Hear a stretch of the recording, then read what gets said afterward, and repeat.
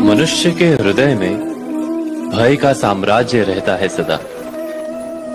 कभी संपत्ति के नाश का भय, कभी अपमान का भय, कभी अपनों से छूट जाने का भय।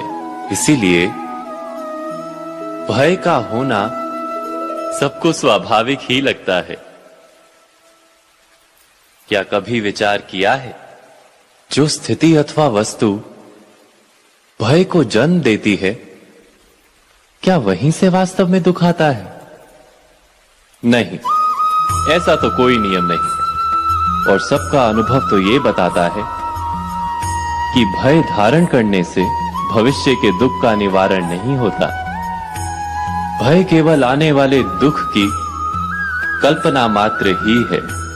वास्तविकता से इसका कोई संबंध नहीं है।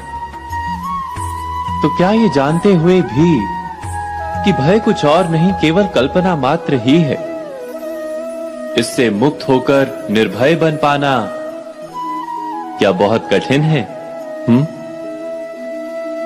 अवश्य विचार कीजिएगा।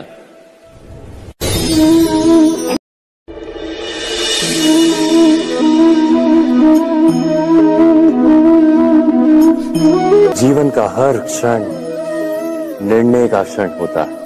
प्रत्येक पद पर दूसरे पद के विषय में कोई निर्णय करना ही पड़ता है और निर्णय अपना प्रभाव छोड़ जाता है।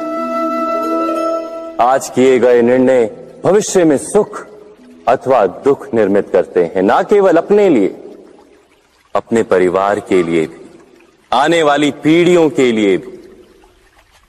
जब कोई दुविधा सामने आती है तो मन व्याकुल हो जाता है, अनिश्चय से भर जाता है।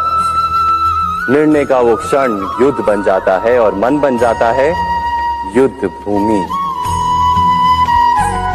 अधिकतर निर्णय हम दुविधा का उपाय करने के लिए नहीं, केवल मन को शांत करने के लिए लेते हैं।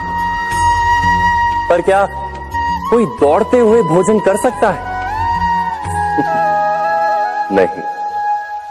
तो क्या युद्ध से जूझता हुआ मन कोई योग्य निर्णय ले पाएगा? वास्तव में शांत मन से जब कोई निर्णय करता है तो अपने लिए सुखद भविष्य बनाता है। किंतु अपने मन को शांत करने के लिए जब कोई निर्णय करता है तो वो व्यक्ति भविष्य में अपने लिए कांटों भरा वृक्ष लगाता है। स्वयं विचार कीजिएगा।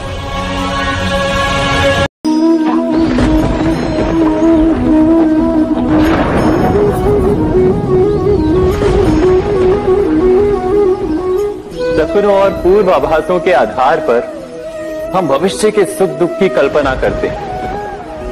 भविष्य के दुख का कारण दूर करने के लिए हम आज योजना बनाते हैं। किंतु कल के संकट को आज निर्मूल करने से हमें लाभ मिलता है या हानि पहुंचती है? ये प्रश्न हम कभी नहीं करते। सत्य तो ये है कि संकट और उसका निवारण साथ जनते हैं, व्यक्ति के लिए भी और सृष्टि के लिए भी। नहीं, आप अपने भूतकाल का स्मरण कीजिए, इतिहास को देखिए। आप तुरंत ही ये जान पाएंगे कि जब जब संकट आता है तब तब उसका निवारण करने वाली शक्ति भी जन्म लेती है। यही तो जगत का चलन है। वस्तुतः संकट ही शक्ति के जन्म का कारण है। प्रत्येक व्यक्ति जब संकट से निकलता है तो एक पद आगे बढ़ा होता है, अधिक चमकता है, आत्मविश्वास से अधिक भरा होता है, न केवल अपने लिए अपितु विश्व के लिए भी। क्या ये सत्य नहीं? वास्तव में संकट का जन्म है एक अवसर का जन्म, अपने आप को बदलने का अवसर, अपने विचारों को ऊंचाई पर करने का अवसर, अपनी आत्मा को बलवान और ज्ञान मंडित बनाने का अवसर। जो ये कर पाता है उसे कोई संकट नहीं होता, किंतु जो ये नहीं कर पाता वो तो स्वयं एक संकट है विश्व के लिए। विचार कीजिए।